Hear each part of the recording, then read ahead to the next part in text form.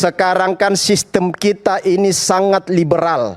Baik dalam sistem politik ya, sistem sosial kita, budaya kita itu. Bung Kalau David, dulu orang, saya mau tanya Bung David orang punya Anda kebebasan setuju bertanggung nggak jawab dulu ya. Presiden itu bisa 3 periode. Loh, sekarang undang-undang memungkinkan itu nggak? Enggak, ini bukan soal undang-undang. Anda setuju nggak sebagai ide presiden itu bisa 3 periode? Maksudnya undang-undang bisa dirubah gitu. Kalau kita bersepakat lewat perbaikan undang-undang ya, monggo kalau itu disepakati, nggak ada salahnya. Berarti itu liberal dong. Loh, kok liberal? Gimana Kalau presidennya nggak dibatasi? Loh, kan kalau dibatasi 3 periode apa yang salah? Saya sudah berikan kesempatan pada Bung Boni, nanti saya berikan kesempatan lagi.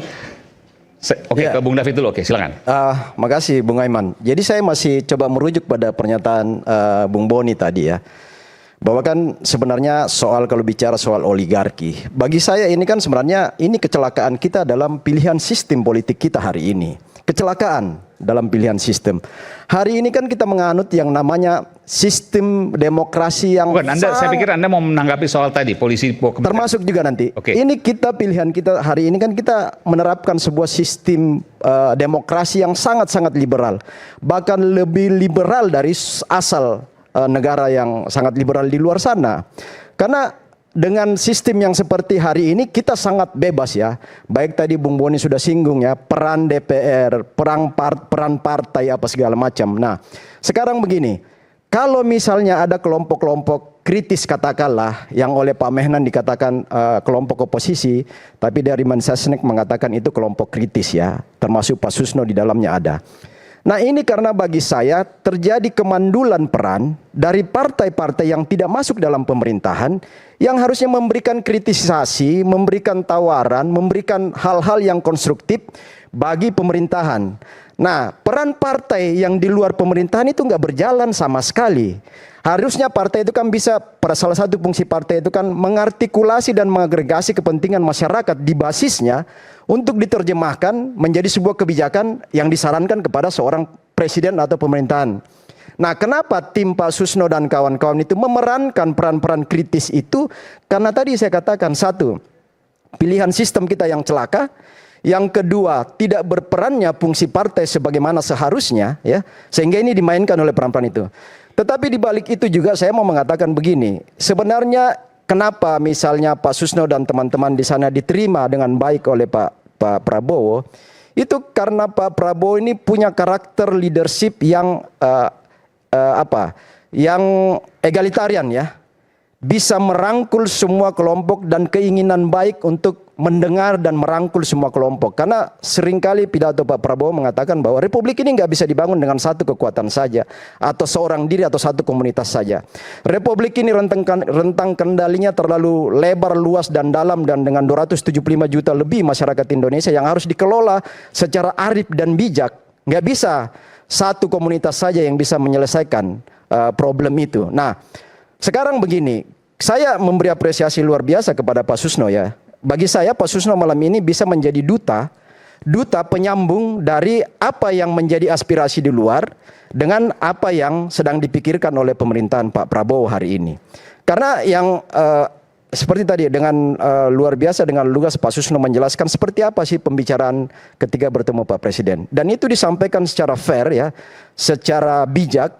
Berbeda dengan teman-teman yang lain yang itu, saya jujur aja, tadi kita mungkin mendengar semua di berbagai media juga ada deklarasi hari ini dari kelompok yang menamakan gerakan merebut kedaulatan. Merebut kedaulatan. Bagi saya ini harus tanda petik serba hati-hati juga. Merebut kedaulatan ini bisa juga berimplikasi pada apa yang namanya gerakan makar kan. Karena terus terang aja, dari 3 statement tadi Pak, itu sangat viral ya. 3 statement dari bapak-bapak yang ada di sana itu yang sudah bertemu juga dengan Pak Prabowo. 1, statement tangkap adili Pak Jokowi. Yang kedua, maksulkan Gibran ya. Yang ketiga, itu satu gerakan dengan kedaulatan tadi? Iya. Satu gerakan? Iya. Jadi tadi siang ini ada deklarasi tadi siang. Yang ketiga, soal reformasi Polri. Nah, reformasi Polri tadi sudah disinggung juga Bung Boni, termasuk Bung Rai, semua pembicara sebelumnya kan.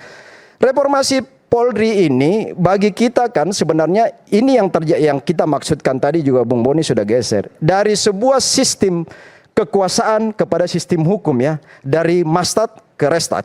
Nah, pemisahan TNI dengan Polri itu kan dimaksudkan supaya Polri itu menjadi kekuatan sipil ya, bagian dari instrumen negara untuk memperkuat sistem hukum kita kan, seperti itu sebenarnya, bukan dengan cara militeristik. Nah, tetapi kalau yang tadi isunya bahwa seolah-olah Pak Kapolri, jadi gini, ada framing seolah-olah Pak Kapolri Listio Sigit ini melakukan pembangkangan atau perlawanan kepada presiden. Ini kan framing-framing yang sangat berbahaya bagi kita ya. Yang kedua, justru Pak Listio ini mau mempertahankan posisi Polri ini tetap di bawah presiden sebagaimana hari ini. Bahwa kemudian kemarin ada dua tim reformasi yang dibentuk di internal Polri, membentuk sendiri sebagai kajian internal. Kemudian ada yang dibentuk oleh presiden, ini sesuatu yang wajar kok. Jadi kajian secara internal dari kepolisian itu terbentuk, kajian eksternal yang dibentuk oleh presiden itu juga jangan ditumpang tindikan, jangan dibenturkan. Karena ini yang saya katakan, kalau kita nggak hati-hati membaca dan mencermati apa yang dideklar oleh teman-teman hari ini soal gerakan merebut, kata merebut saja ini kan sangat destruktif ya. Kedaulatan, apa kaitannya merebut kedaulatan dengan makar? Ini kan kedaulatan dari pencuri tadi, pencoleng dan makanya tadi salah satu poin bahwa memaksulkan wapres itu kan sesuatu yang sangat-sangat destruktif di dalam sistem demokrasi kita hari ini. Itu mungkin agenda tumpangan. Makanya kita nggak tahu. Tetapi ini yang saya katakan bahwa di dalam sistem kita yang sangat liberal hari ini, jadi dalam sebuah sistem yang liberal maka kapital itu menjadi penentu. Jadi kalau kita bicara oligarki, itu oligarki nggak bisa ditujukan pada person, pada objek orang, tetapi dia merupakan bagian dari sebuah sistem pilihan politik. Karena sistem yang liberal itu membuka ruang untuk modal kapital yang berbicara. Dan disitulah signifikannya yang namanya oligarki itu memainkan peran karena difasilitasi oleh sebuah sistem yang salah. Nah kalau mau, jadi maksudnya gini, jangan pada hari ini kita saling menyalahkan ya. Jangan menembak kepemimpinan Pak Prabowo, apalagi menyalahkan kepemimpinan sebelumnya misalnya itu kesalahan. Karena ini sebuah pilihan sistem dari 98 sampai hari ini yang bagi saya itu kecelakaan pilihan sistem. Kecelakaan sejarah. Yang mana yang salah? Liberal, sangat liberal kita hari ini. Soal ini biar Bung Ade aja yang menjawab. Ya, nanti dijawab. Jadi liberal yang mana misalnya? Jadi gini, soal begini kemarin gini ya. Karena yang milih sistem ini Bung Ade Armando salah satu. Ya, jadi ini sebenarnya ya kesepakatan kolektif, tetapi di dalam proses liberal yang mana misalnya? Supaya kita bisa perbaiki sama-sama. Ya, jadi gini. Dari sistem politik saja kita hari ini nggak ada lagi sistem perwakilan kan. One man one vote dalam sebuah kebebasan pilihan-pilihan calon wakil rakyat itu kan semua kapital yang berbicara di situ, ya. Dan di situ liberal. Salah satunya. One man one vote. Pemilihan langsung oleh ada lagi sistem demokrasi langsung oleh rakyat itu adalah liberal. Liberal, sangat liberal. Yang sangat liberal itu apa yang diusung oleh Kodari kemarin?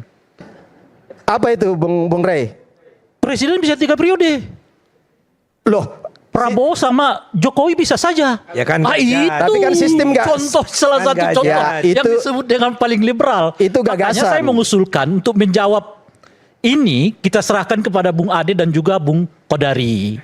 itu karena sebuah yang mempraktekkan demokrasi sebuah gelitik. Tapi saya mau tanya dulu, dari mana logika one man one vote, pemilihan langsung oleh rakyat itu liberal dan menghancurkan negara ini? Saya sekarang gini, yang kemarin sempat hangat soal bagaimana pemilihan kepala daerah itu akan dikembalikan kepada DPRD.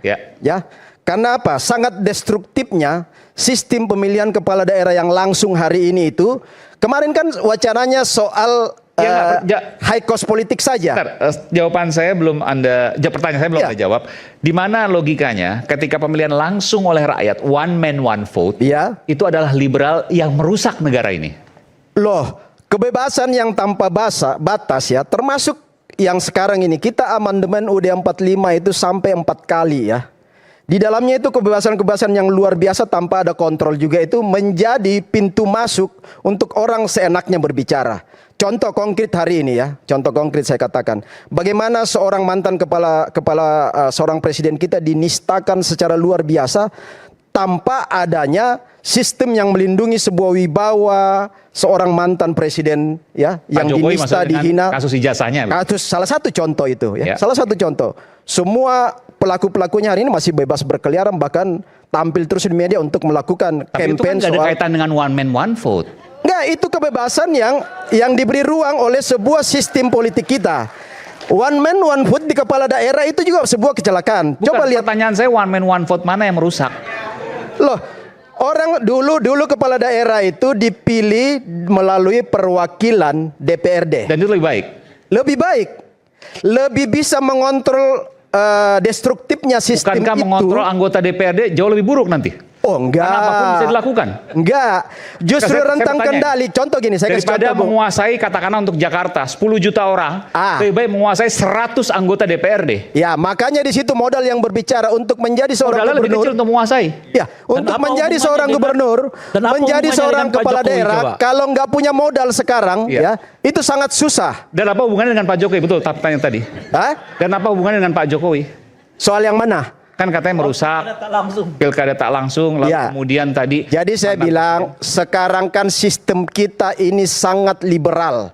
Baik dalam sistem politik, ya, sistem sosial kita, budaya kita itu. Bung Kalau David, dulu orang, saya mau tanya Bung David dulu. orang punya Anda kebebasan setuju bertanggung nggak jawab dulu ya. Presiden itu bisa 3 periode? Loh, sekarang undang-undang memungkinkan itu nggak? Enggak, ini bukan soal undang-undang. Anda setuju nggak sebagai ide presiden itu bisa 3 periode? Maksudnya undang-undang bisa dirubah gitu. Kalau kita bersepakat lewat perbaikan undang-undang, ya monggo kalau itu disepakati, nggak ada salahnya. Berarti itu liberal dong. Loh, kok liberal? Gimana Kalau- kalau presidennya nggak dibatasi? Loh, kan kalau dibatasi 3 periode, apa yang salah? Loh, itu artinya liberal. Umumnya orang pakai 2 periode. Enggak. Anda pakai 3, ya lebih liberal dong dari 2 periode. Loh, kalau misalnya gini, kalau itu diketukan palu, nggak gini, Bung. Kalau itu disepakati Satu. lewat perubahan Yang UUD kedua, 45, apa yang salah? Seorang presiden aktif membiarkan anaknya untuk terlibat dalam pilpres lagi. Itu liberal apa enggak? Loh, itu kan sistem. Lah iya. Nah, Iya. makanya gini, Iya. saya tanya Ini Bung Rey, liberal apa enggak? itu kemauan Pak Jokowi atau bukan? Bukan. Ah. Kita menanya seorang presiden, kan saya nggak menyebut Iya. Pak Jokowi. Iya. Seorang presiden aktif membiarkan anaknya terlibat untuk dalam pencapresan. Iya. Itu sistem liberal apa enggak? Ya karena sistemnya memberi ruang untuk itu. Berarti- Pertanyaannya, kenapa nggak mereformasi sistem yang ada di MK? Berarti Pak Jokowi kalau diturunkan Pak Jokowi ikut sistem liberal itu. Enggak, salah. Logika Anda Loh, salah. gimana? Salah logika Anda.